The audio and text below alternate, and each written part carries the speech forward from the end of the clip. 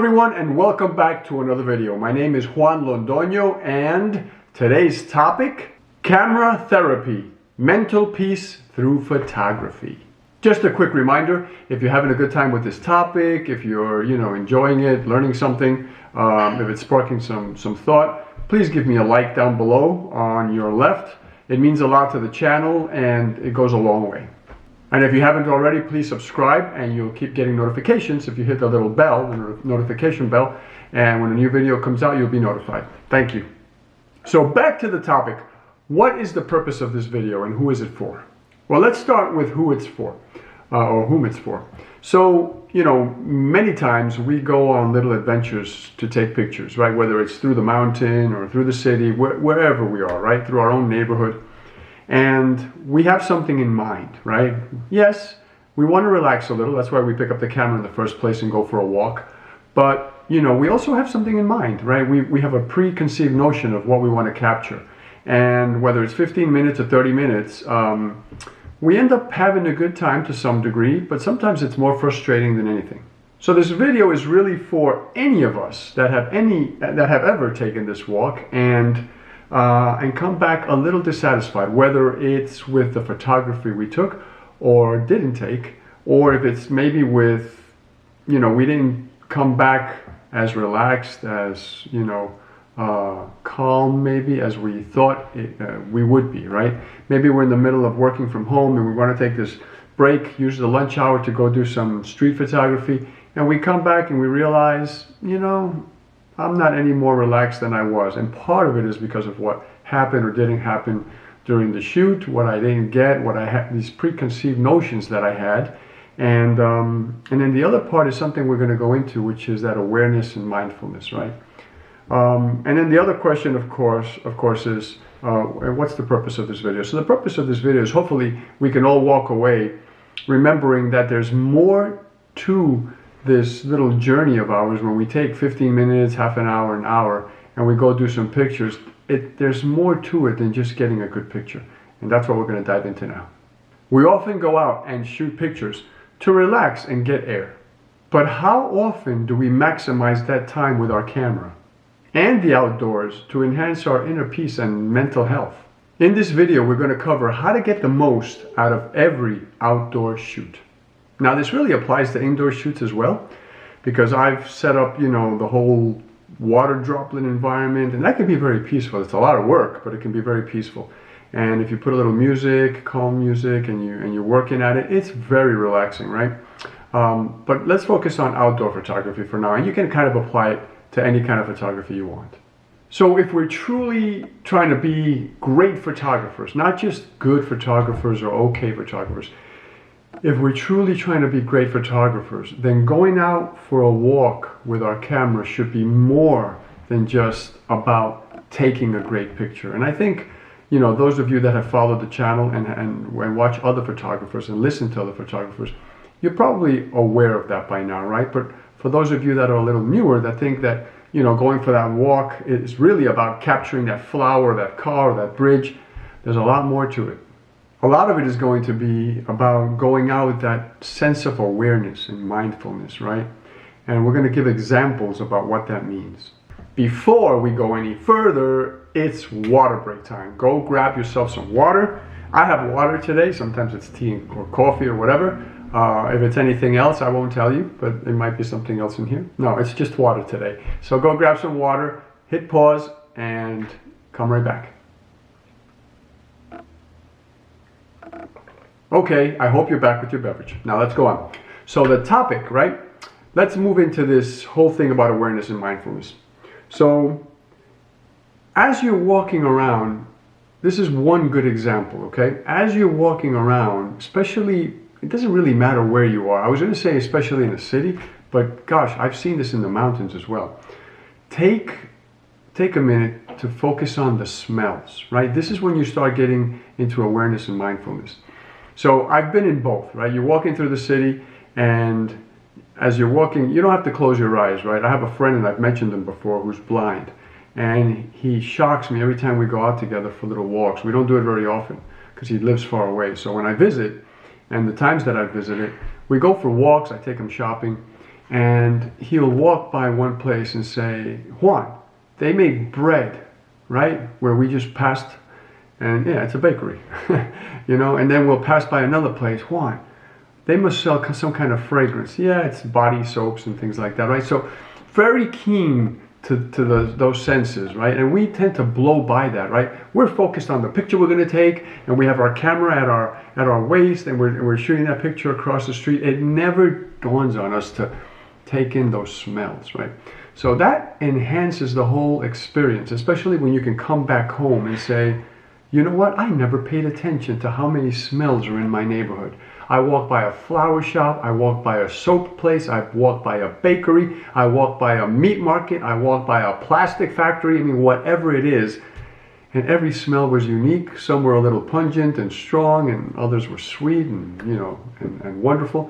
So this brings out maybe like a sense, that sense of awareness brings out another level of creativity, because just like if you're going to shoot a portrait, it helps to interview the person a little bit just to understand them. Does it make the picture any different? It doesn't add anything to the picture. What it does is it adds to your mind, and when you're taking that picture, you see that person differently. And you may shift the angle that you're shooting that person in because you know a little about them. You may change the light that you're shooting them with, maybe even where you position them, right? So that's the kind of thing that smelling does when you're walking through a city. You may start shooting a picture across the street. You just walk through a flower shop, those wonderful odors, and now you see that there's a wall with some colorful graffiti, and you weren't originally going to get that in the picture, and you decide, because of these colorful smells, let me shift myself over, let me shoot that homeless person, and let me do the contrast with those bright colors in the background, right? This is what I'm talking about. If you're walking through the woods, I've done this before. You go up a little hill and there are some daisies, right? Some wildflowers, and you can smell them, and it's wonderful to walk by there. As you're walking a little further down, there are ferns, and they have their own unique kind of, they're down by water, so it tends to be a little stagnant sometimes. If it's flowing, that's fine. Then it has its own smell, right? You might go through an area where you're lifting up some dirt, and that smells different. And then sometimes even what you feel kind of creates a sense of smell. I've walked by some parts of the mountain where you start to get really high up and it starts to feel cold, and even that feels like it has a smell of its own. And is it? I don't know. It's cold air, right? But maybe you're closer to the clouds. Maybe it is kind of a unique smell. But paying attention to all these things, right? And we're just talking about smells. There's a whole nother level which involves sights, right? You have your mind on this bridge that you want to go photograph in the city, and you're walking to this, you know, to a location that you think is really cool, and you get there and the light isn't right. So now you shoot 10, 20 pictures of this bridge, and everything you look at, you start thinking to yourself, you know, this isn't coming out like I thought. This wasn't the light I expected to see today. Darn, you know, let me head back home. And you get back home. You just walked 10 blocks to this bridge, and you walked 10 blocks back on the other side of the sidewalk, and you didn't snap one picture of a pigeon on a fire hydrant, of a car, you know, somebody working on the tire of a car because they broke down. There were so many pictures to take, but our mind is so focused sometimes that we miss everything else. And this is what I'm talking about, mindfulness and awareness. So basically, don't just focus on the pictures you want to take. Open your mind to anything that there is to take, right?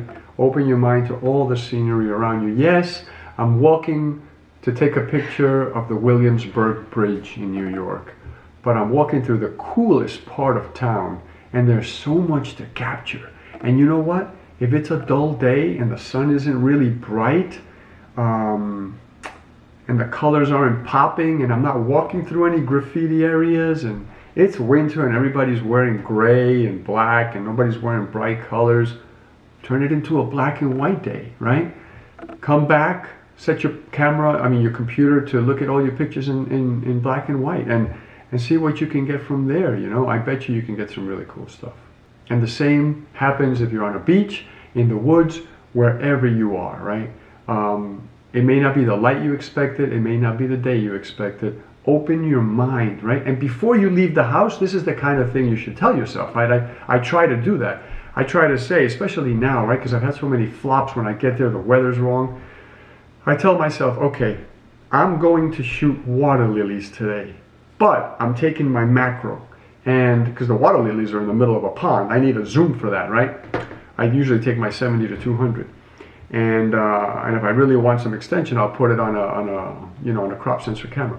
But I'm taking my macro today, and if I happen to see a little toad, if I happen to see a spider, if I happen to see a snake, whatever it is, if I happen to see a little flower growing out of a crack of cement, I'm going to get down on my knees and I'm going to shoot that also. I'm not just going to focus on water lilies. Yeah, I'm there for the water lilies, but let me open my mind. The leaves are changing, red, yellow. Let me get close up. Oh, there's so much to photograph, right? So you get the point. And in the worst case scenario, if you don't see any picture you like, your mind is open. I point here to the mind, right? Mind is open, heart is open. You're out there enjoying the scenery and you don't see anything you like. Stop. Take that breath. What do you smell around you? What do you see around you? Marvel in the fact that you're in an amazing place, whether it's a beach or, the hills, the forest, the city, wherever you are, a little town. Marvel in the fact that this was all created by us, by people, right? And that we live in this incredible time, because this is an incredible time in the world. So stop and just marvel that for a minute. Think about that for a minute, and that alone will do it. Hopefully, by the time you get it back home, even if you look at your camera and you say, I didn't really get anything I wanted today, right? Maybe I wasn't in the mood. Maybe the light wasn't right. It wasn't what I expected, right? The bridge was under construction and there were a bunch of, yellow cloths hanging from it and orange. Oh my gosh, killed the picture. But I had a great time walking around. It was wonderful. It was a 30-minute break I needed from my job. Now let me get back to work. We are all most of us, right? And I include myself there, stressed and busy, and these days are challenging to many of us. So when you take a walk like that, no matter where you are, enjoy it. Don't rush it. If you have 15 minutes, don't rush those 15 minutes. Go out, get as far as you can go. You have 7 minutes going and 7 minutes coming. So enjoy the 7 minutes and just make the best of it. Of course, we should shoot for no pun intended, we should shoot for a longer time frame, right? Really, if we want to relax and we want a little mental health, then it's going to be like an hour, 2 hour, episode out in the woods or wherever you are, walking through the city. And I know that, going out for 15 minutes is better than not going out at all, but try to make your sessions a little longer, right? If you could do 45 minutes, an hour, I know like lunch breaks are tough, but if you're working from home, you could use the whole hour to shoot, and then you can come back and eat something while you're working, right? Nobody knows. And you're still working. You're not doing anything wrong. Here's another point. Have a plan and don't have a plan. What the heck does that mean? So what does this mean? Well, have a plan about where you want to go, what equipment you're going to take, and how much time you're going to spend. Keep the weather in mind, right? You might want to pack an umbrella. If it does start to drizzle, that's a fantastic time to take pictures and you're ready. And don't have a plan when it comes to what kind of pictures you expect to take. That's when you don't want to have a plan. That's where you want to keep your mind completely open. So I have a quick little story.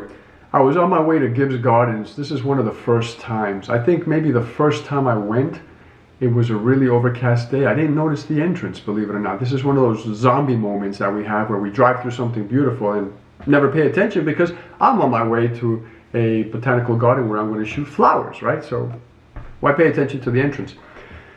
Well, one day, I think it was the second or third time there, the sun was kind of low in the afternoon and it was cutting through all the trees, creating these interesting shadows.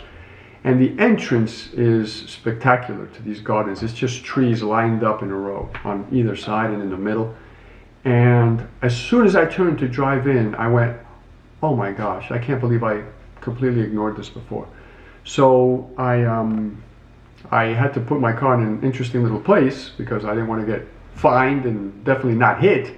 But after I managed to do that, I got out and I spent probably a half hour walking around this whole entranceway, which was kind of long, just back and forth, cutting through the middle, just looking for different angles and different pictures. What a beautiful place, you know, and I never paid attention to the entrance. And when I got home, not only did I have these cool flowers and leaves and foliage and stuff, but I had this amazing entrance also to look at. Being flexible is also very important, you know. We talked about the weather being ready. So if I go on a beach and I'm expecting to shoot a beautiful sunset and it starts to pour and these weird clouds come in, I may be upset, I may run to my car, I may just curse because, gosh, I drove freaking 45 minutes and look what happened. They didn't mention anything about rain today, right? And if I'm prepared and I can pull out a small umbrella from my backpack and open it and manage to hold that with one hand and, you know, have the tripod with my camera and everything well protected, I might end up taking some of the most amazing pictures that I've ever taken on a beach. When these clouds come in and the rain's, you know, coming down, that might be really cool. But if I'm just complaining and running back to the car because all I expected to see was sun and a sunset or a sunrise, then I just killed that opportunity, right? If you're running up a mountain to do some, you know, beautiful landscapes and your wide angle fails, see what you can do with that telephoto, right? Or see what you can do with that 50mm that you're carrying. It's going to change your photography for the day, but don't let it upset you, right? This should be part of the, you know what? This is still an awesome walk. I'm still freaking happy to be out here, and I'm going to make the best pictures I can make with this lens, right? And maybe you've experienced this before. I have, and it's happened to me in formal events as well, where you really have to make it work. But you end up using your telephoto lens or whatever lens you have, macro, and you end up shooting different things, right? So just make it work, be flexible. And the last thing I want to talk about is editing. Editing pictures should be relaxing too, right? If you have a nice drink and you put some calm music, editing can be freaking awesome. You set the mood, right? You set the light right, and you bring up all your pictures and you go through them calmly. But here's the thing, when you take pictures, especially digital pictures, right?